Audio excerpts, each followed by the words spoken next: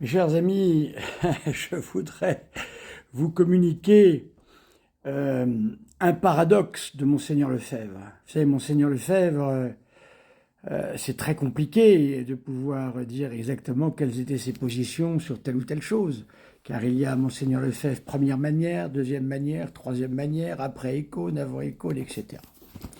En tous les cas, Monseigneur Lefebvre est un homme prudent, qui aime à pousser les autres à contester, mais lui-même ne le fait pas. Deux exemples.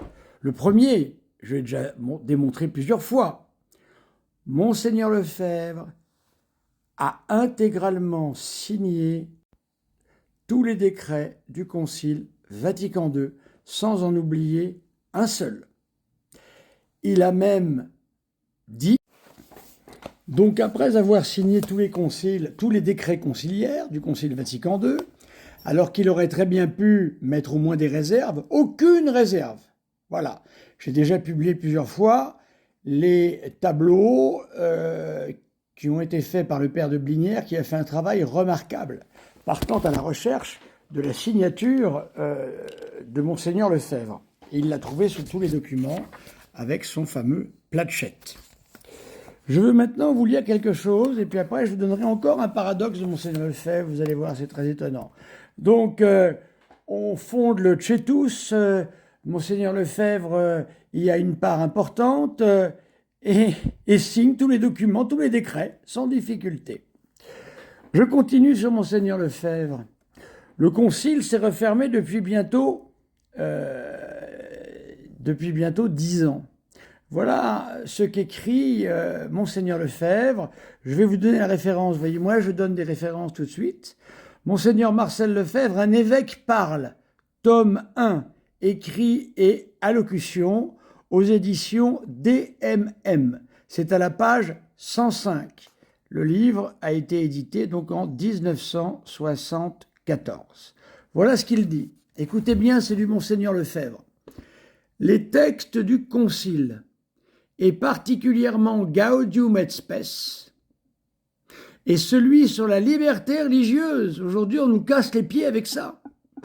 Alors que le catéchisme de Jean-Paul II, justement, de l'Église catholique de Saint Jean-Paul II, a bien clarifié les choses. Et celui sur la liberté religieuse ont été signés par le pape et les évêques, donc ne nous pouvons pas douter de leur contenu. Alors comment se fait-il que le fondateur de la Fraternitas Sapedis écrit, il ne dit pas, il écrit, cela a beaucoup plus de force, que l'on ne peut pas douter du bien fondé doctrinal de la liberté religieuse et de Gaudium et Spes, de tous les documents du Concile d'ailleurs, pour des raisons justes, il a raison. Si le pape réunit un concile avec des évêques et des cardinaux au nombre de 3000 ou 4000, je ne sais combien ils étaient, et que tous ces évêques, c'est-à-dire l'Église catholique, mes amis, eh bien, ont accepté sans difficulté le Concile Vatican II, c'est qu'il n'y avait pas de problème en soi.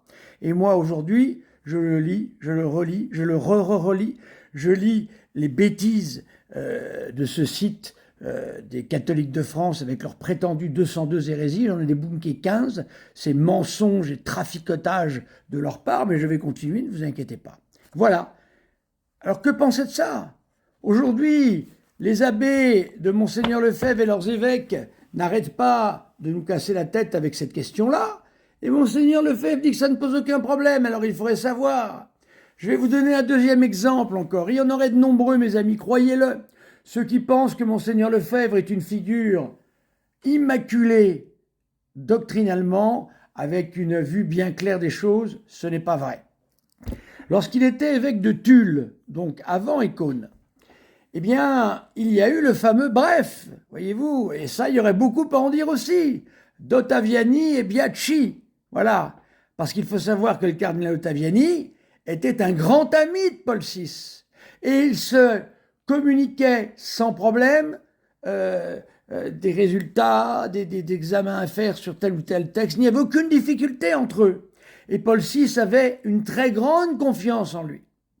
Le bref examen critique, etc., que l'on nous ressort depuis maintenant, combien? 50 ans? Ça fait 50 ans qu'on nous ressort ce document-là. le cardinal Ottaviani a donc effectivement publié un document, pas publié, c'est une lettre privée qui a été publiée par Gérard Deslauriers et ce document a été fait à l'origine d'une dame pieuse romaine. Bref, c'est le cas de le dire, bref. Monseigneur Lefebvre a reçu ce document, bien sûr, et il a été enthousiasmé par celui-ci en disant « ça soulève de vrais problèmes ». Eh bien, qu'a-t-il fait? Il a encouragé des évêques à signer une déclaration pour justement mettre en avant ce document du bref examen critique. Savez-vous la meilleure? Monseigneur Lefebvre n'a pas signé le document. Eh oui, voyez-vous. Comme on dit, courageux mais pas téméraire. Hein. Il n'a pas signé le document. Ce qui veut dire que la fraternité Saint-Pédis, depuis 50 ans, nous casse la tête régulièrement avec le ridicule nombre de documents qu'il possède. Malheureusement, qu'ont-ils publié en 50 ans d'existence? Je ne vois pas grand-chose, sinon des traductions, quelque chose comme ça. Eh bien voilà, votre Monseigneur Lefebvre n'a pas signé le document avec les 600 évêques. Voilà. Et maintenant, on n'arrête pas de nous dire que c'est formidable, que c'est extraordinaire. Et Monseigneur Lefebvre n'était pas d'accord avec ce document puisqu'il ne l'a pas signé. Merci mes amis. J'attends vos commentaires nombreux. Si vous n'êtes pas d'accord avec ce que je dis, je répète à chaque fois, ne vous en prenez pas à ma tête, au peu de cheveux qui me restent, à ma moustache, à mon col romain, à tout ce... Non, non, non, non, non, non, non. Le texte, les documents, rien d'autre. C'est la seule chose fiable qui nous intéresse. Merci mes amis.